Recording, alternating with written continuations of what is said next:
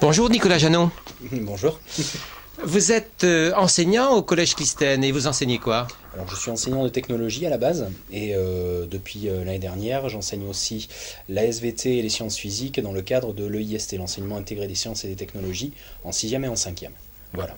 Donc un enseignant de technologie qui enseigne la physique, bon à la limite on pourrait un peu comprendre, mais qui enseigne la biologie? Bon, déjà à Clistène, on a aussi certains aspects un peu particuliers. On a un professeur de sciences expérimentales qui fait la SVT et la science physique. Donc Monsieur Pignel, qui est professeur de SVT à la base, fait aussi la science physique depuis 4 ans qu'il est ici à Clistène. Et c'est ce que faisait Monsieur Marty aussi, enseignant de sciences physiques, qui faisait la SVT. Donc après, c'est une question de volonté aussi. Les choses ne sont pas si évidentes que ça, c'est clair. Là, encore aujourd'hui, j'étais en plein cours de SVT avec les 5e. Et il faut faire très attention. Il ne faut pas hésiter à leur dire je ne suis pas tout à fait sûr de moi, là, je vérifie. Donc on construit, l'EIST, justement, l'intérêt de l'EIST, c'est de construire les choses aussi avec les élèves. Mon objectif, c'est surtout pas de leur dire j'ai raison quoi qu'il arrive. On travaille beaucoup par hypothèse, même si les hypothèses sont farfelues, et on vérifie. Donc à partir de là, moi je construis les choses. Et c'est vrai que à certains moments, je me retrouve un peu décontenancé parce que j'ai des questions auxquelles je n'ai pas les réponses. Je dis tout simplement, on la garde en tête pour la prochaine fois. Je vérifie entre temps, je leur redonne des données et je n'hésite pas à reprendre les choses, même si parfois ça peut déstabiliser un peu. Ça me permet de reprendre vraiment le cours précédent. On utilise à chaque fois aussi les rôles qu'on utilise à Clistène, c'est-à-dire mémoire du cours précédent pour vérifier si chaque élève a bien compris. Et ça me permet moi aussi de remettre justement les choses au clair par rapport à tout ça. Donc oui, la SVT. J'en ai pas fait depuis à peu de choses près 25 ans, mais voilà. Mais vous ne pensez pas que c'est cette attitude-là qui consiste à dire aux élèves, bon écoutez, là je ne suis pas sûr de la réponse, nous allons chercher, je vais chercher, et nous l'aurons la prochaine fois. Est-ce que cette attitude-là ne devrait pas être celle de tous les enseignants, y compris dans leur propre discipline, parce qu'il peut bien arriver quand même, je ne sais pas si ça se passe au collège, mais au lycée ou en classe prépa ou ailleurs, où des étudiants un peu pointus posent des questions sur lesquelles, la réponse, il faut peut-être qu'on aille la vérifier, non? Je pense que, alors je peux pas trop m'exprimer sur les strates supérieures, justement, qui nécessitent une connaissance encore de plus en plus précise des choses et de plus en plus aiguë, mais il est clair que de toute façon, nous au niveau du collège, surtout à Clistène en plus, on essaie de se positionner aussi un peu comme à l'école primaire sur la façon d'approcher les apprentissages avec les élèves. On leur montre qu'on n'a pas la science infuse de toute façon et que le plus important c'est le questionnement et la curiosité. C'est la main à la pâte. Voilà. Oui, et là on est complètement dans la dynamique et dans la démarche de la main à la pâte, que en technologie on appelle la démarche d'investigation, démarche expérimentale, d'investigation technologique, etc. On a toujours les mêmes étapes à respecter, des protocoles à mettre en place par rapport à ça, et la rigueur naît de ces choses-là de toute façon, même si on part d'idées farfelues. Et justement, le côté farfelu amène aussi à des choses extraordinaires. On a des savants qui étaient de sacrés farfelus. Voilà, donc là, ça pose pas de soucis. Et moi, je sais que ça me libère aussi d'un certain carcan. Ça me libère de cette sensation d'avoir toujours peur de attention, faut pas que je dise de bêtises là. Alors, j'ai besoin d'avoir une maîtrise complète de ce que je dis, bien sûr, chose qui n'est pas forcément aisée quand je fais de la SVT, mais avec les élèves, maintenant, les choses sont intégrées sur le fait que le professeur, il y a des moments, il ne sait pas non plus, il ne sait pas tout. Donc, on travaille ensemble. Est-ce que le professeur de technologie que vous êtes n'a pas automatiquement été désigné coordonnateur en informatique? Si, là, à Clistène, oui, bien sûr. Mais bon, ça vient de différentes choses aussi. Ça vient du fait que j'ai un poste particulier parce que pour me permettre d'être à Clistène à 100%, c'est une des solutions que l'on a trouvées, voilà, pour que je puisse avoir un temps complet à Clistène. Sinon en technologie j'avais qu'un mi-temps. Alors voilà. Parlons informatique, parlons numérique à Clistène. Où on en est? Alors, on en est, ça dépend dans quel domaine. Équipement d'abord. Niveau équipement, d'un point de vue équipement sec, on en est à, on va dire, entre 30 et 40 postes pour 100 élèves, ce qui représente un bon ratio. C'est la moyenne nationale. C'est la moyenne nationale.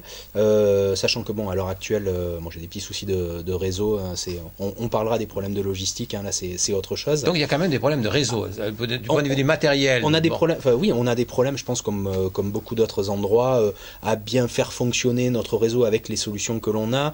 On a des problèmes de connexion Internet aussi qui sont très limités et qui font que quand on fait appel à des ressources numériques qui sont en ligne, ça prend du temps. Et c'est vrai que bon, mais évidemment, les élèves sont pas du tout habitués à ça. Quand ils ont des connexions Internet à la maison, il y a 1, 2, maximum 3 ordinateurs à la maison, ça va beaucoup plus vite, bien évidemment. Donc tout ça est à prendre en compte aussi sur nos habitudes. Sinon après, je sais que la majorité de mes collègues ont vraiment l'habitude d'utiliser l'outil numérique de différentes façons, que ce soit pour les activités avec les élèves, comme dans leurs cours en eux-mêmes, enfin je veux dire quand ils font des présentations ou des choses comme ça. On a plusieurs tableaux numériques qui fonctionnent plus ou moins bien, parce qu'ils ont des âges différents, parce qu'ils sont différents aussi, ce qui fait qu'après il faut gérer différentes technologies, entre des logiciels libres, des logiciels qui ne le sont pas, des appareils qui fonctionnent, pour rentrer dans les détails, certains fonctionnent encore avec des prises série. Vous achetez un nouvel ordinateur, il n'y a plus de prise série, donc il faut se débrouiller par rapport à tout ça. Certains fonctionnent, logiciel libre ou pas, les stylos en eux-mêmes sont différents au niveau des technologies. Donc tout ça, il faut arriver à le gérer, c'est vrai que c'est pas évident. On a l'habitude, et je pense que c'est comme ça dans beaucoup d'établissements, hein, de fonctionner comme on peut par strate, parce que on va pouvoir telle année acheter du matériel, mais qui malheureusement sera différent de celui qui a été acheté il y a 3-4 ans. Va falloir réussir à mettre tout ça en musique ensemble. C'est vrai que ça, c'est des questions qui sont pas simples à gérer, je pense, au sein d'un établissement scolaire. Alors j'imagine que si effectivement cette uniformisation, cette harmonisation, cette synchronisation entre tous ces matériels doit poser un problème si on pense au livre numérique. Oui. Là aussi, encore, quelles que soient les ressources logicielles qu'on va utiliser, il faut qu'elles puissent être utilisables, quel que soit le système d'exploitation que vous avez sur vos ordinateurs. C'est pas si évident que ça. Là encore, je me suis retrouvé avec certains petits logiciels qu'on voulait exploiter, qui fonctionnaient sous Windows XP par exemple, et qui fonctionnaient pas sous Windows 7. Donc vous avez toujours à gérer ces choses-là. Moi, je sais que les collègues à Clistène sont assez sensibles à ça, donc ils sont relativement autonomes sur tous ces problèmes-là. Donc ils savent utiliser. Ils savent utiliser globalement, même s'ils font pas mal appel à moi sur des problèmes d'ordre logistique, on va dire, pas forcément logiciel, mais purement logistique, parce que un tableau numérique va avoir des soucis ou des choses comme ça. Si vous aviez un conseil à donner à des décideurs, je dirais, en matière d'équipement, le mot d'interopérabilité serait peut-être un des mots primordiaux ? Oui, là encore une fois, c'est quand il y a moins de 2 ans, on a acheté, on a pu se doter de nouveaux ordinateurs, donc la moitié de nos ordinateurs ont été changés, et je me rends compte que on marche d'une certaine façon, on marche un peu sur la tête pour répondre. Quand on lance notre appel d'offres, qu'on a mis au point un cahier des charges qui nous semblait quand même correspondre à nos besoins, et que malheureusement les réponses au cahier des charges correspondent pas tout à fait, et que le plus important c'est par exemple d'avoir cette sacro-sainte garantie 3 ans sur site qui en fait ne fonctionne pas tant bien que ça. On a du mal à...